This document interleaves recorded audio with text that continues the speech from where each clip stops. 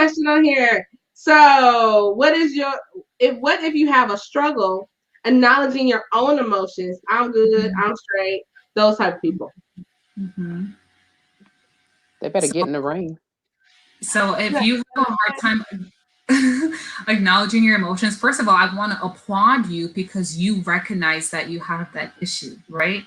Again, we can't work on something if we don't know that we have an issue with that. So I applaud you, first of all, for recognizing that it's hard for you. So now we want to address, why is it hard for you? Were you shut down before when you were a child, when you were trying to bring things up? So we each have different attachment styles, right? So for someone who maybe when they try to bring things up and they were shut down, their thoughts were invalidated. Now it's hard for them to attach emotions to certain things, certain situations, because they feel like they're going to be abandoned. They're not going to be taken seriously. So there's always a root cause to why it's hard to, tap into those emotions. So we have to go through back and kind of analyze the source.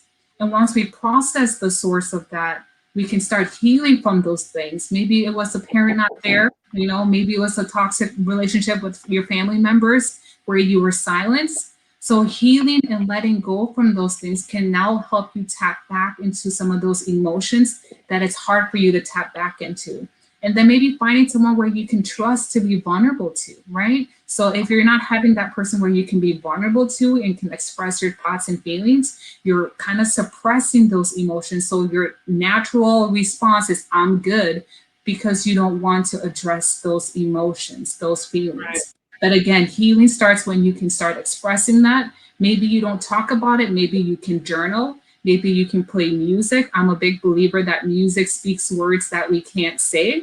So maybe even putting on some music to express how you're feeling. If you're a dancer, put on some music and dance. So we need to express those emotions in different ways. If it's hard for you to talk, do one of those activities because it helps to express your emotions. Because when Aaron, you I have a question for you. So men are, rarely talk about these type of things. Do you think when you say you were in a toxic relationship, did you acknowledge that with that person, or are you just like, you know what, I'm good? I mean, like, how did you acknowledge to that person that they were toxic? So with this, Oh, I would question him. I'm like, I can tell you were lying to me. I can tell you're talking to your ex. And when I would ask him, he'd be like, "Oh no, this is not who I was talking to. No, they're just my friend." So once I started realizing the patterns of the lies that he was talking to his ex and not telling me, but people who were our friend group would tell me, I Mhm. realized that I was fooling myself, right? I am fooling myself thinking that this person will one day wake up and realize that I'm worth it. So I had to start seeing my own self worth. I didn't address it with that person. What I addressed was the fact that he was lying, but then the patterns continued where he kept lying. And then I had to question myself and say, well, Viv, is this something that you want to keep accepting? So that's how I always go back and say, what are you willing to accept or not accept? Because that person will keep doing whatever is right to them, but you have the power to either change that by leaving, which is not easy, but you can change that by leaving or setting boundaries that need to be set. So, what are you willing to accept? What are you willing to tolerate? And what are you not going to tolerate? Now, Eric, go ahead and tell me, like, what did you do? So for me personally, I guess towards the end of the relationship, it kind of got more to where like it would just be, might just say something real slick or, try to say a hurtful comment or something like that. And for me, like that was one of those, like, okay, like I ain't down with this because that ain't how I roll. As far as like throwing out shots or, doing stuff like that. So for me, once it turned around to that point, it was like, okay, it's time to, go ahead and dip out of here. But, like you've seen other signs where it should have been before, way before. But, Mm, depending on the type of person that you are, if you're like a loyal person and you're like, well, this is who I'm with, and you're right. not trying to do it for another person or whatever else, it's easy to get caught up in those situations because you're like, well, this person held me down for this little period of time, and when you look back at the period of time, you're like, it was only about 2 weeks. Like they looked out for me for about 2 weeks, but you're like, but in your mind, you're like, well, they was holding me down, and all that kind of stuff. And Right. so, but that's where it kind of comes in. I think for a lot of men, it's the loyalty. You can. That's how you can get into that situation and stay, even though they're doing stuff or talking crazy or hitting, whatever.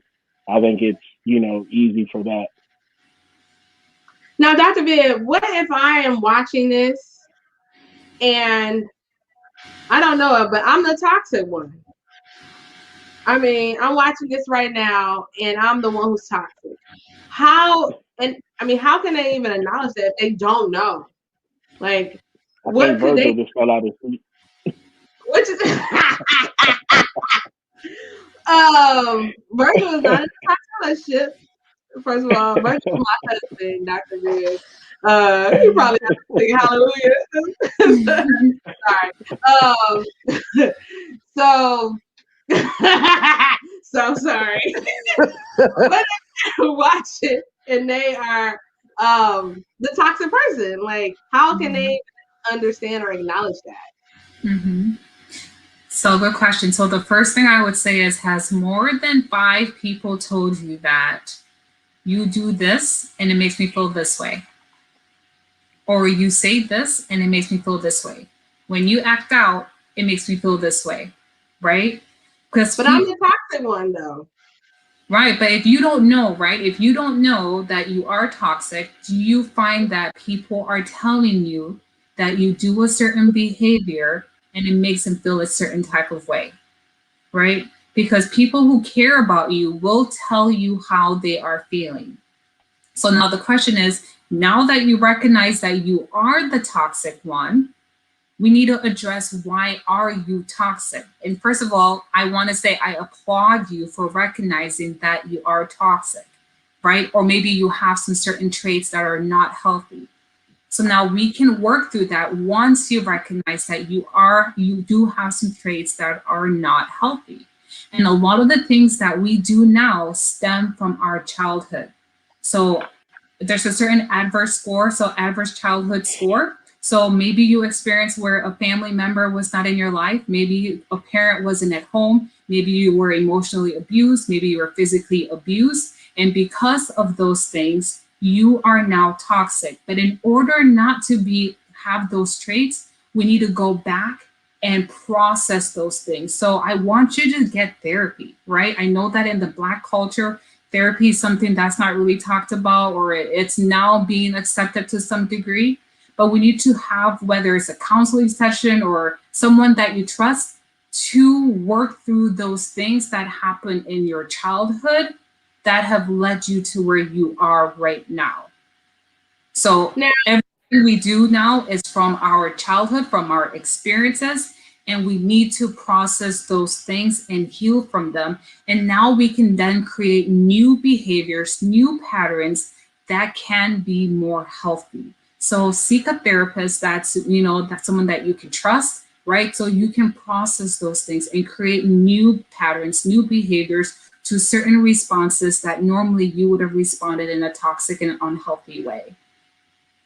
Now we have a question down here, and it is from Frederick.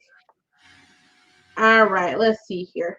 What advice do you give to someone that's dealing with an ex? Hold on, I messed your whole question up.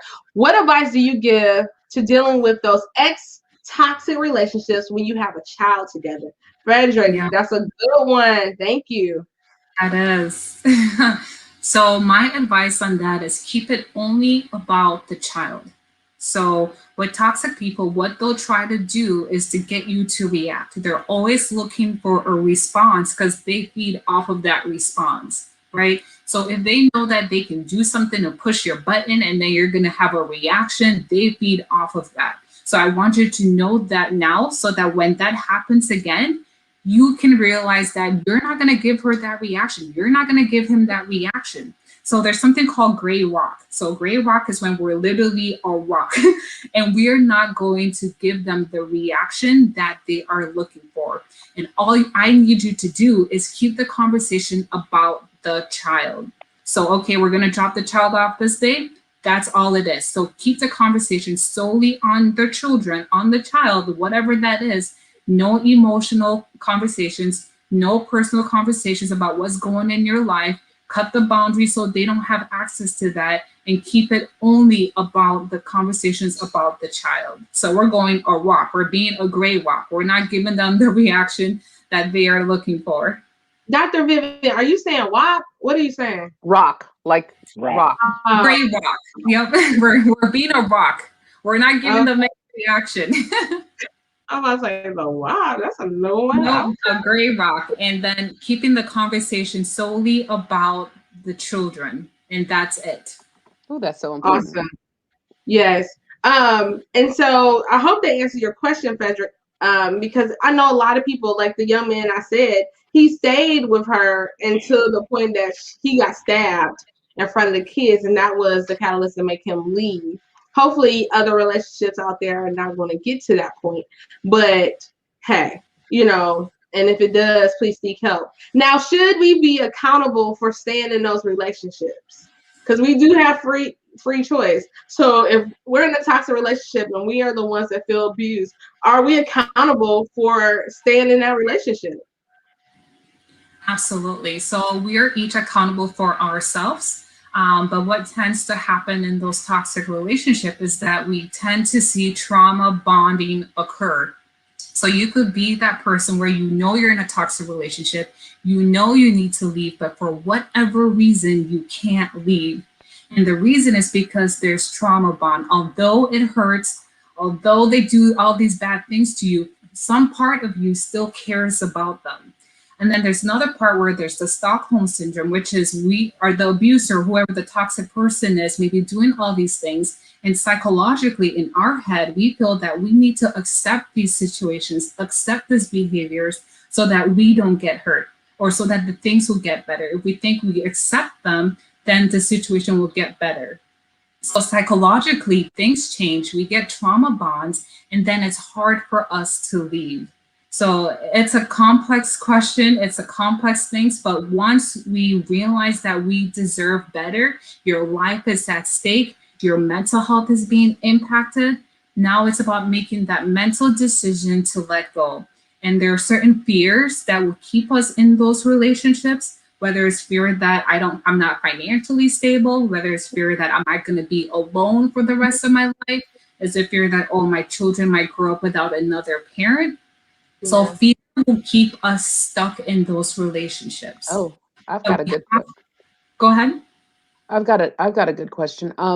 What happens if you see a friend of yours in a toxic relationship? I know that for me, I saw a friend in a toxic relationship and I was like, I kind of equated it to like the guy that she was dating wanted like the new sexy high heel, and she was the comfortable slipper that he would just come home to whenever he felt like it. But he always was like looking for that, you know, when we see that pretty sexy high heel, he'd be like, oh, that's sexy, but it hurts my feet. And then when that heel would hurt his feet, he would come back to her because she was that comfortable slipper doormat.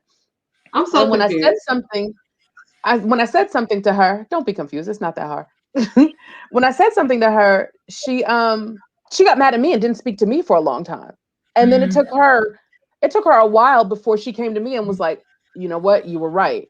He abused me mentally and I didn't even know who I was. How do you approach that situation with a friend? Yeah. Eleni, I just caught up. Thank you. You know me delayed. I just caught. Okay, I'm back. All right, so go ahead. Yes, go ahead, Dr. Vivian. Very gently. So as people in those relationships may not realize they're being, abused or controlled or in a toxic relationship. And when you bring it up, they're going to think that you're trying to separate their relationship or break up their relationship. So you have to be very gentle with planting those seeds. So coming from a place of, I'm really concerned, this is what I'm observing. and just kind of lay it out there and then give them the space. Wow. That's still a hard conversation for anybody. It's very hard. Yeah. And I literally had that a situation like that, like back when I was in high school, and telling a friend that his girlfriend was messing with somebody else, and nah, they just cool and all that kind of stuff. And then like Lainey was saying, upset at me. And then after he finally caught them messing around, never came back and was like, "Oh man, you was right," whatever. Not that it was about that, but it was just like the conversations never happened, and he just found them, on a random Tuesday, like, "Man, she was cheating on me." And you're like, "Bro, I told you, months ago." But and you're just like, not looking for "I told you so," but it was just like, they didn't even acknowledge, like, not even like, it was just a surprise, you know what I mean? And you're just like, okay, you just kind of like, now, for him, you're just like, hey, do your thing, because you're gonna do what you want to do anyway, and so it's just like, so do your thing. I think the biggest thing you can do as the friend is know that, or make yourself be a support. So they may not be ready to have that conversation yet. They may not have witnessed it. It hasn't come to realization to them. But if they know that you are there, like, hey, this is what I'm seeing, but maybe you're not ready yet, but I am here for you. So keeping yourself accessible and open to them so that when they do come to that realization, they can come to you. And it kind of reminds me of, I don't know if you guys heard of the pastor who killed his wife in Florida. It was an African pastor. So in that situation, her family was trying to get her to leave, but again, the trauma bond, right? The Stockholm syndrome, all those things were present, and it kept her in the relationship. So although the family was trying to speak up, saying leave, press charges, she did not. And unfortunately, it led to her death. As much as we want to intervene, if that person is not also seeing that, it can be very fatal. So as that friend, be supportive, be present, and don't get upset because they don't see it. Realize that they're in a trauma bond, and the most you can do is keep yourself accessible to them so they know they have a safe place. Like, hey, my house is always open for you. You can come stay with me, So always keep yourself open and be supportive, and don't get mad at them when they don't listen, because they are in a trauma bond. Dr. Vivian, you're so good, girl. You done dropped all type of nuggets for the people. Now, we're about to wrap up. So what's your final words for anyone out there that's trying to get out of a toxic relationship? Yeah. So if you right now are trying to get out of a toxic relationship, I want you to know that it is hard. It is not easy. It's a tough decision, But I want you to first recognize that you are in a toxic relationship. Do you recognize that you are in a toxic and unhealthy relationship? Because once you recognize that, you can do something about it. Imagine if you stayed in that relationship and you end up dead. Imagine if you stay in that relationship and your kids end up some type of way that you don't like. So there's a consequence for every decision we make. It's not easy. It's hard, right? So identify what fears might be keeping you in that relationship, and now process those fears. There is always a way, even if you feel like there's not, there is always a way. So don't let fear keep you stuck in certain unhealthy and toxic relationships. Once you work through those fears, get the support you need. You don't have to go through this alone, right? So that's even where my program comes in, helping you heal from heartbreak. If you need support on that journey, I would love to work with you and work through my From Heartbreak to Healing program. So don't feel like you have to go through this alone. And actually for today, I created my free course. If you're going through a relationship heartbreak, just go on vibewithviv.com/mama, and you can access that free course to kind of help with that healing process. I'll be hooking y'all up every time. So look, y'all watching this, y'all always get something free when it comes on this. Okay. Well, I enjoy everything. Your voice is so soothing. Thank you. It's like, okay, yes, tell me more. But I just appreciate everything that you have to say. Hopefully someone is out there that's watching and was touched Hope they come to you with your free course or get some assistance for you. But before you go, Uh-oh. I need you to go ahead and drop them bars. Because Oh my everyone gosh. that comes on this show has to sing or rap a line from their favorite nursery rhyme or book. So I am But no twinkle twinkle. here. no twinkle twinkle. Twinkle We Twinkle's retired. done. Okay, I got it. Okay. I love you. You love me. We're a happy family with a great big hug and a kiss from me to you. Wouldn't you say you love me too? Yay! I don't think we've had the Barney song. I know we haven't had a Barney song yet. So hey, way to go. So Aaron, give her. I'm gonna go with a strong 9. I felt like she had a good little bop going. I did think we were gonna get like a little beat or something come in the background, but you know, beggars can't be choosers. I tried to drop a beat in the back. I don't think it came out like I supposed to. Lady, what you give her? I'm giving her a 9.5 for originality. We haven't had Barney. And she danced. Yes. I don't give out participation trophies. So because you did it, don't mean you get a 9.